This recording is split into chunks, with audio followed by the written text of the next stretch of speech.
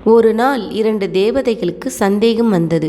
உண்மையான பக்தி உடையவன் யார் என்பதுதான் அது.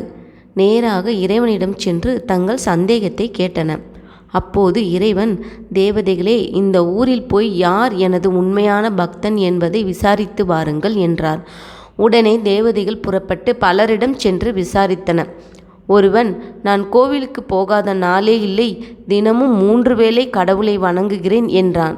அடுத்தவன், நான் வெள்ளி செவ்வாய் கிழமைகளில் கோவில் போவேன் என்றான். மற்றவன், நான் வாரத்தில் 1 நாள் நிச்சயம் கோவிலுக்கு செல்வேன் என்றான். இன்னொருவன், எனக்கு கஷ்டம் வரும் சமயத்தில் கடவுளிடம் முறையிடுவேன் என்றான்.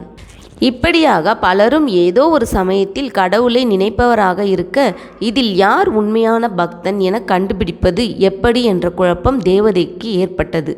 அப்போது அந்த வழியே அவசரமாக சென்று கொண்டிருந்த ஒருவனை நிறுத்தி, ஐயனே, உனக்கு கடவுள் பக்தி உண்டா? நீ எப்போது கடவுளை வழிபடுவாய் என்று ஒரு தேவதை கேட்டது. அதற்கு அவன், எனக்கு கடவுளை நினைக்கவே நேரமில்லை, அவசரமாக சிலருக்கு உதவி செய்ய வேண்டியிருக்கிறது, நான் போகிறேன் என்று பதில் கூறிவிட்டு ஏழைகளுக்கு உதவிட அவன் விரைந்தான். தேவதைகள் கடவுளிடம் திரும்பி வந்து நடந்ததை அப்படியே விவரித்தன.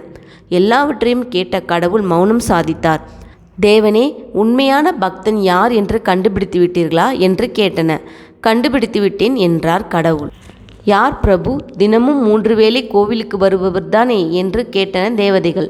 கடவுள் புன்னகைத்தபடியே, இல்லை இல்லை, கடைசியாக என்னை நினைக்கக்கூட நேரமில்லாது ஏழைகளுக்கு சேவை செய்ய ஓடினானே, உண்மையில் அவன்தான் எனது உண்மை பக்தன் என்றார். உண்மை புரிந்தது தேவதைகளுக்கு.